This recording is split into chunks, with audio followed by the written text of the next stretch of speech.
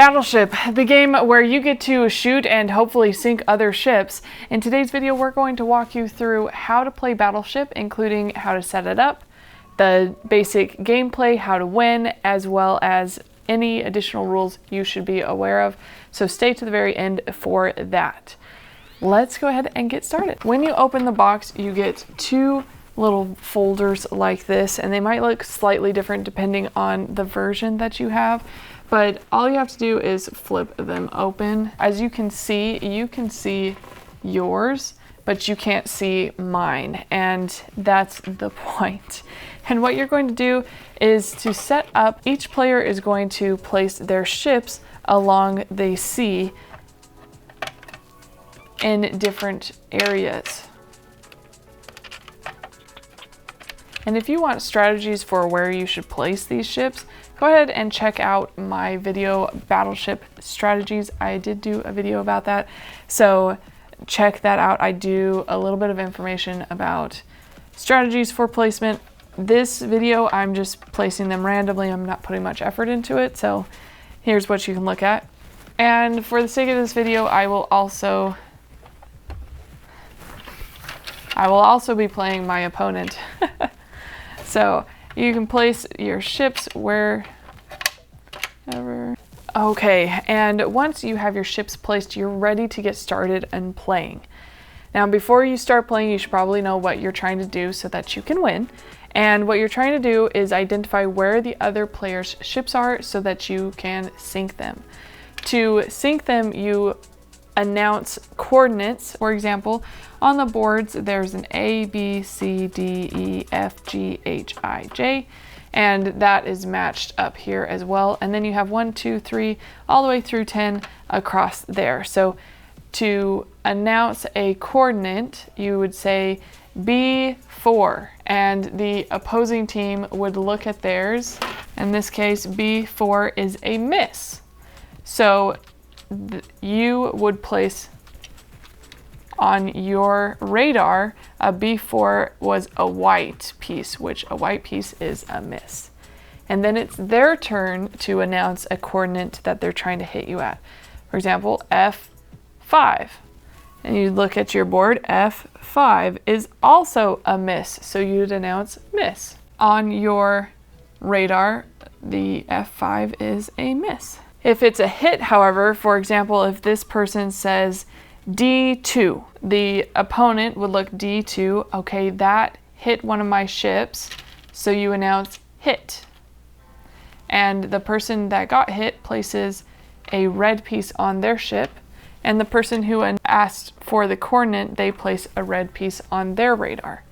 And now they know that a ship is here, so on their turn next, they can say something like C2, and this person goes, C2 is a miss. So they go, okay, so that part of the ship's not on that side. And it goes back and forth until the person goes E2. Goes E2, hit, and sunk. So if you hit a ship and there are no pegs left, the ship is considered hit and sunk. This gameplay continues back and forth until one of the players has lost all of their ships. So the player that loses their ship first, they lose and the other person wins. Additional rules. When it comes to additional rules, there are a couple. So for example, one of the rules is you can't place things diagonally. So if you have a ship, this ship, for example, doesn't quite fit. Some people will try and place their ships diagonally. That is against the rules. It does have to be vertical or horizontal. You cannot stack ships on top of each other, so they can't be overlapping at all. They can be touching, but they can't be overlapping. And then also the ship has to be on the board completely. You can't have part of it hanging out outside of the board. The entire thing has to be within the pegboard area. So that covers everything you need to know about ship placement rules. Otherwise, place it wherever you want. You can put them all right next to each other if you want. Though if you check out my strategy video, you'll learn that this is a not so good strategy. but you are allowed to do something like this if you like. When it comes to announcing a hit and sunk ship, or a hit, the basic rules that come in Battleship say you have to announce what ship you hit, but most people don't know the names of the ships.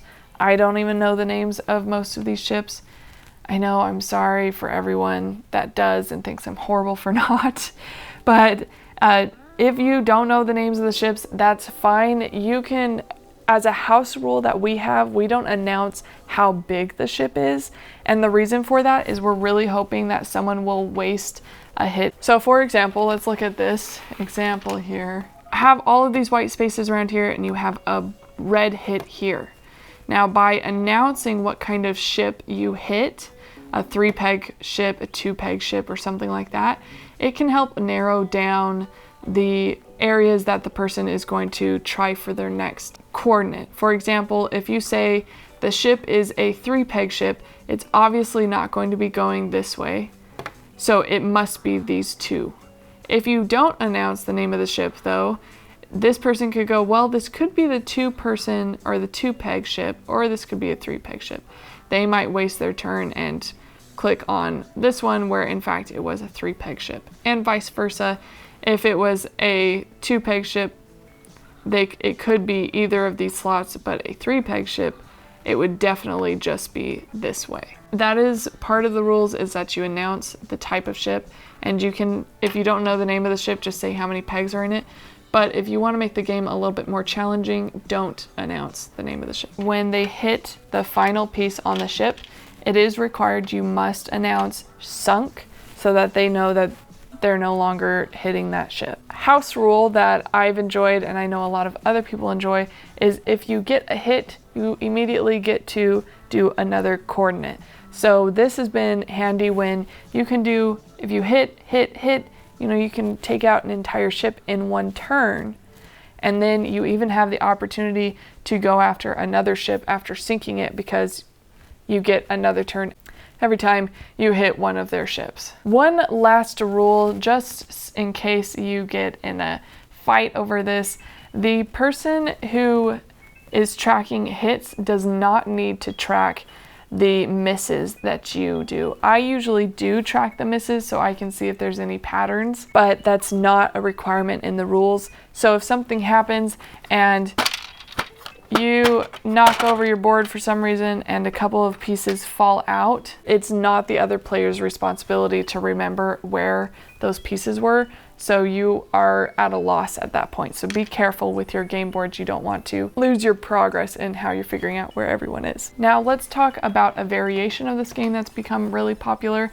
And that is, you get as many hits, or you get to announce as many coordinates as you can, the number of ships that you have alive. So for example, this person has 1, 2, 3, 4, 5 ships alive. So they get 5 tries per turn to get this one. This person has 1, 2, 3 ships alive, so they have 3 tries to hit one of these ships. That is how you play Battleship. I hope that you've enjoyed this video, and if you have, please give it a thumbs up. If you have other house rules, or what do you think of the house rule that I presented to you? Do you like it? Have you played it before?